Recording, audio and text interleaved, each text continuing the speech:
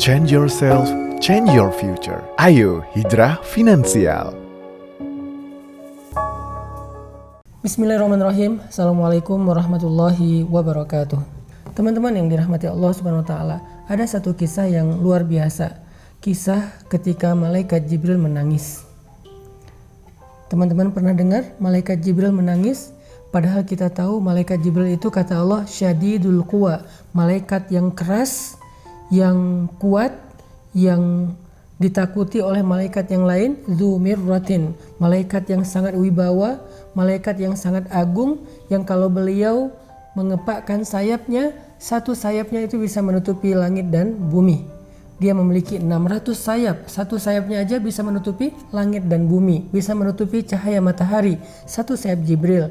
Tapi malaikat sebesar ini ternyata pernah menangis. Satu hari Nabi mendapati Jibril sedang menangis, duduk di sebuah tempat, kemudian dia menangis. Air matanya membasahi wajahnya. Kemudian Nabi bertanya kepada Jibril, "Wahai Jibril, ma yubki, kenapa engkau menangis?" Jibril kemudian menoleh ke arah Nabi dan mengatakan, "Ya Rasulullah, bagaimana saya tidak menangis? Sejak saya melihat neraka Allah, air mata saya selalu mengalir karena takut kepada Allah Subhanahu wa taala." Takut kepada Allah Subhanahu wa taala, takut akan azab api neraka. Sampai malaikat Jibril aja takut diazab api neraka. Semua kita berdoa dan berharap kepada Allah Subhanahu wa taala supaya termasuk di antara orang yang dijamin masuk surga dan dijamin terbebas dari api neraka. Karena jaminan Allah Subhanahu wa taala itu adalah jaminan yang paling kuat. Bahkan Allah Subhanahu wa taala menyebutnya di dalam Al-Quran dengan istilah urwatul wusqa, tali yang tidak mungkin terputus. Arti tali di sini adalah jaminan atau janji Allah Subhanahu wa taala. Sehingga siapapun yang mendapatkan jaminan mutaqa'u minan nar, terbebas dari api neraka, berarti dia termasuk orang yang sangat beruntung. Gak ada yang lebih beruntung daripada itu. Karena ketika dijamin terbebas dari api neraka, berarti dia terjamin masuk surga. Soalnya di akhirat gak ada tempat kecuali dua, kalau nggak surga berarti neraka.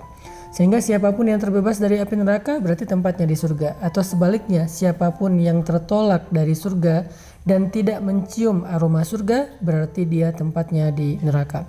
Siapa orang yang dijamin terbebas dari api neraka menurut Al-Quran dan hadis? Banyak. Orang yang pertama kalau kita baca di dalam hadis adalah orang yang melaksanakan sholat subuh berjamaah. Kalau kondisinya sekarang harus social distancing, maka sholat subuh berjamaah kalau nggak bisa dilakukan di masjid, berarti melakukannya di rumah bersama dengan keluarga tepat waktu. Nabi SAW bersabda, siapa yang melakukan sholat subuh berjamaah di masjid, fahuwa fi zimmatillah, dia berada dalam jaminan Allah. Allah yang menjamin dia di dunia dan di akhirat. Sehingga sholat subuh berjamaah tepat waktu yang mungkin sedikit agak membuat kita harus bersusah payah, tapi ternyata balasan di sisi Allah jauh lebih besar.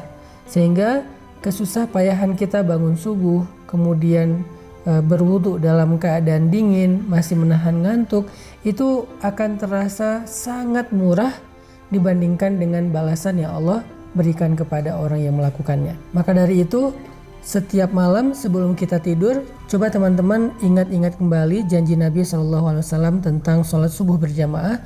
Sehingga sebelum tidur kita udah berazam, kita berniat yang kuat, ya Allah besok saya pengen dapat jaminanmu.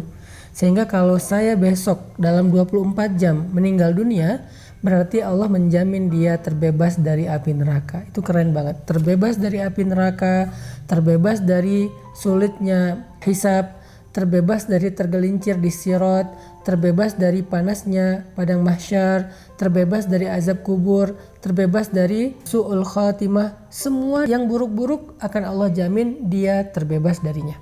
Dan jaminan Allah itu gak hanya berlaku di akhirat, tapi juga berlaku di dunia. Artinya dia terbebas dari sifat munafik, dia terbebas dari kekufuran, dia terbebas dari musibah-musibah yang menimpanya hari itu.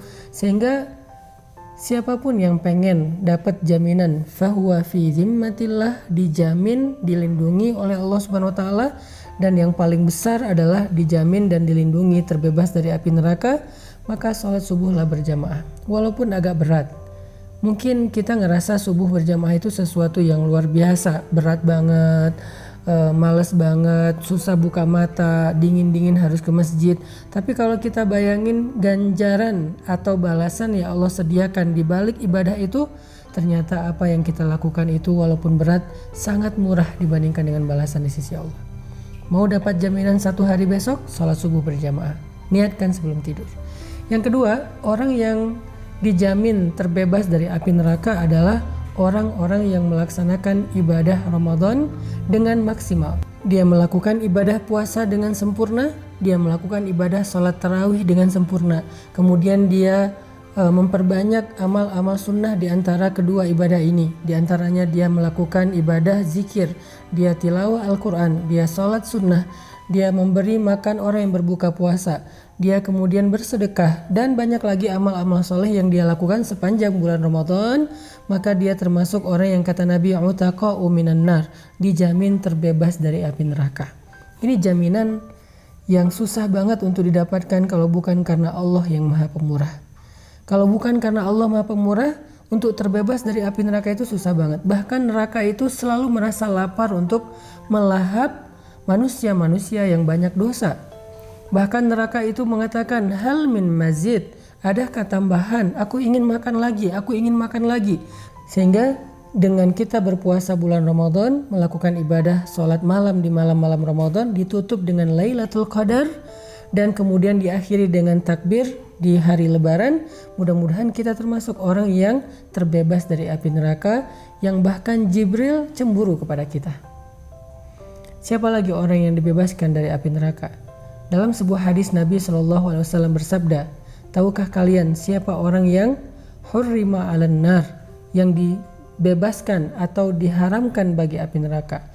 Neraka haram makan dia, dan neraka itu termasuk makhluk Allah yang tidak makan kecuali apa yang Allah halalkan bagi dia. Siapa yang Allah halalkan bagi dia? Orang-orang kufur, orang-orang munafik, orang-orang yang durhaka, yang banyak melakukan kezaliman. Tapi ini ada orang yang hurrima 'alan nar, yang diharamkan bagi api neraka, sehingga api neraka nggak mungkin makan dia, karena api neraka tidak mau makan kecuali yang halal baginya. Siapa orang yang hurrima 'alan nar, diharamkan bagi api neraka? Kata Nabi, orang yang hayyin, layyin, qaribin, sahlin.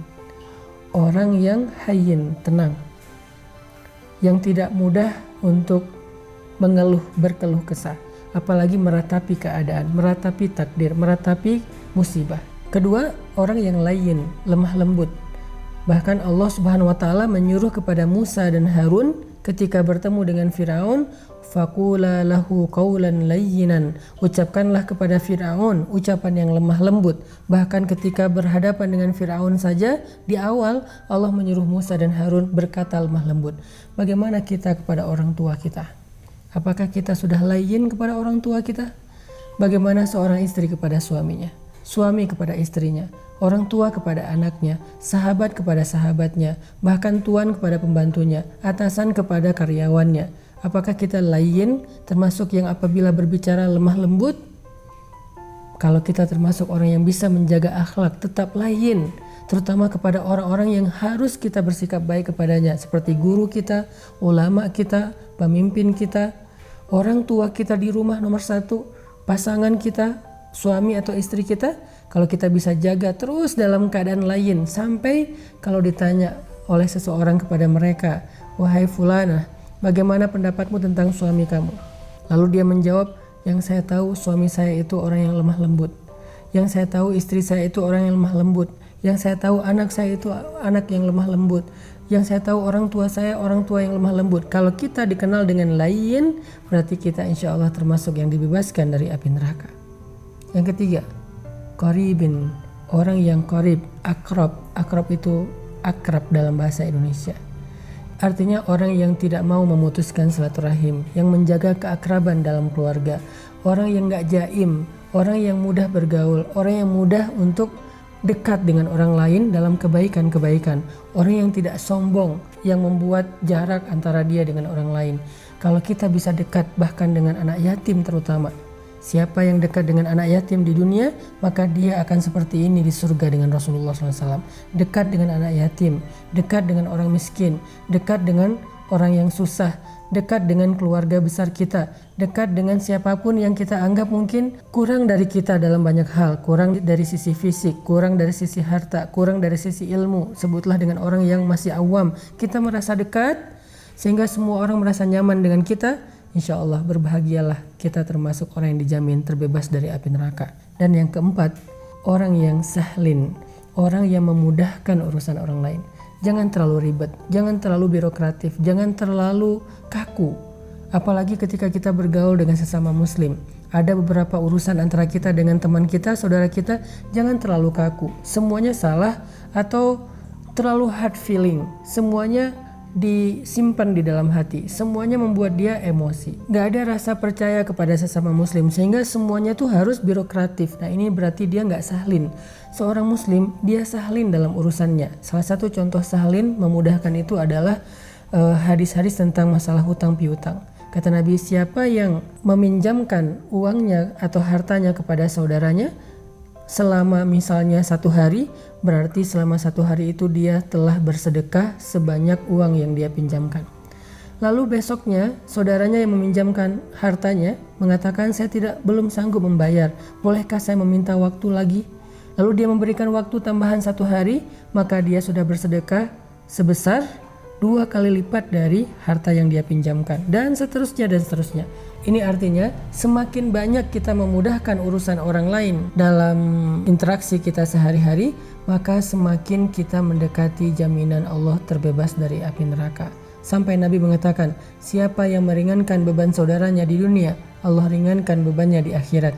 Siapa yang mengangkat urusan atau hajat saudaranya di dunia, maka Allah mudahkan urusan atau hajatnya di akhirat. Fima ma'nah.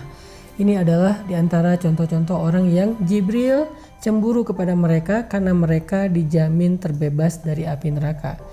Mudah-mudahan kita termasuk orang itu. Barakallahu fikum.